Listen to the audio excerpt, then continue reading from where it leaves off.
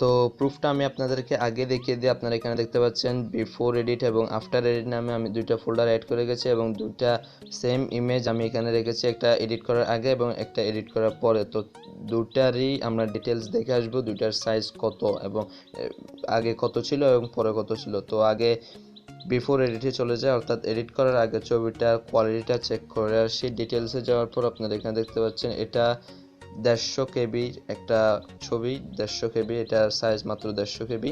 এবং আমরা এটা এডিট করার পর আফটার এডিটে চলে যাচ্ছি এবং আফটার এডিটে যে ছবিটা রয়েছে সেটার রেজুলেশনটা এবং সাইজটা চেক করে আসি এবং এখানে দেখতে পাচ্ছেন আপনারা প্রায় 3 এমবির কাছে। তো আপনারা অনুমান করতে পারছেন যে ছবিটার কোয়ালিটি এবং সাইজ কত গুণে বৃদ্ধি পেয়েছে। তো আপনারা এটা যদি করতে চান বা করতে আগ্রহী হয়ে থাকেন তাহলে ভিডিওটা সম্পূর্ণ দেখবেন এবং সম্পূর্ণ প্রসেস জানবেন আজকের ভিডিওতে।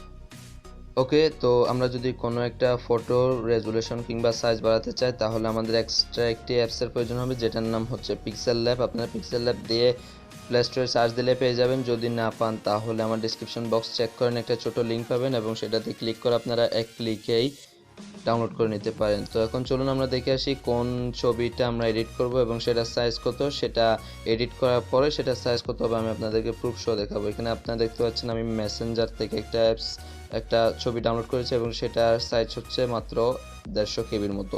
তো আমরা ধরে নিচ্ছি যে এটা 150 কেবি এবং আপনারা দেখতে পাচ্ছেন এটা মেসেঞ্জার ফোল্ডারে রয়েছে।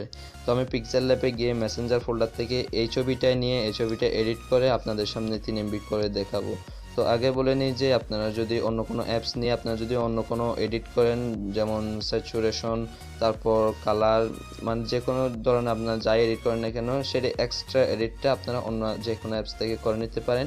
ফটোটা কোনো সোশ্যাল মিডিয়া বা কোথাও আপলোড করার আগে আপনারা এখানে এসে ফটোটার আপনার রেজুলেশনটা বাড়িয়ে নেবেন, তাহলে আপনাদের ফটোটা দেখতে অবশ্যই খুবই চমৎকার লাগবে। তো আপনারা নিচ থেকে যেই বারটা দেখতে পাচ্ছেন এখানে 4 নাম্বার বারে চলে আসবেন, 4 নাম্বার অপশনে চলে আসবেন এবং উপরে যে কালার এবং এটা কি ট্রান্সপারেন্ট, এটাতে ক্লিক করে দিবেন এবং এটাতে ক্লিক করার পর আপনাদের সামনে একটা উইথাউট এনি ব্যাকগ্রাউন্ড, কোনো ব্যাকগ্রাউন্ড ছাড়া একটা ইমেজ শো হবে এবং এখানে আপনারা উপরের কর্নার যে প্লাস আইকন দেখতে পাচ্ছেন, প্লাস আইকনে ক্লিক করে ফ্রম গ্যালারিতে ক্লিক করবেন।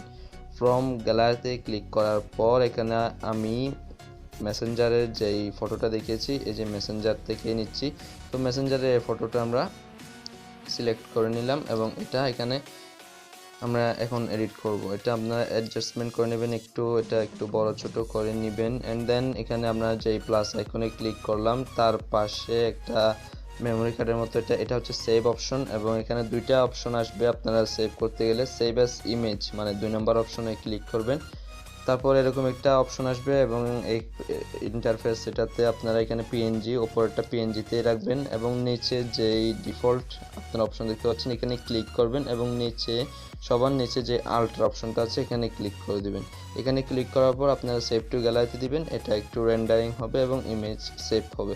সব মিলিয়ে 5 সেকেন্ডের মতো টাইম লাগবে এবং আমাদের এটা সেভ হওয়ার পর আমরা গ্যালারিতে গিয়ে দেখে আসবো প্রুফ সহ আমাদের কোয়ালিটিটা, রেজুলেশনটা, আমাদের ফটো রেজুলেশনটা কতটুকু বেড়েছে।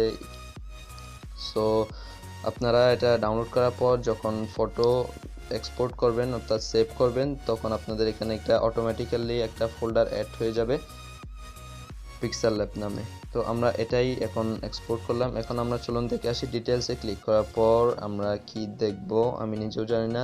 চলুন দেখে আসি। তো দেখতে পাচ্ছেন এখানে 2.71 এমবি, 2.71 এমবি মানে প্রায় 3 এমবির কাছাকাছি। তো আগে ছিল 150 কেবি। তো দেখেন একটা ছবির রেজুলেশন এবং সাইজ কতটা বৃদ্ধি পেয়েছে। আপনারা অবশ্যই অনুমান করতে পারছেন ছবির কোয়ালিটিটা কত গুণ বৃদ্ধি পেয়েছে। তো আশা করছি যে ভিডিওটি সকলের ভালো লেগেছে। ভিডিওটি যদি ভালো লাগে থাকে অবশ্যই একটি লাইক দেবেন এবং আমার চ্যানেলটি সাবস্ক্রাইব করবেন পরবর্তীতে এমন হেল্পফুল ভিডিও নোটিফিকেশন সবার আগে পেতে। সো এতক্ষণ ভিডিওতে সাথে থাকার জন্য ধন্যবাদ। দেখা হবে পরে কোনো ভিডিওতে, সে পর্যন্ত সবাই ভালো থাকবেন, সুস্থ থাকবেন। আল্লাহ হাফেজ।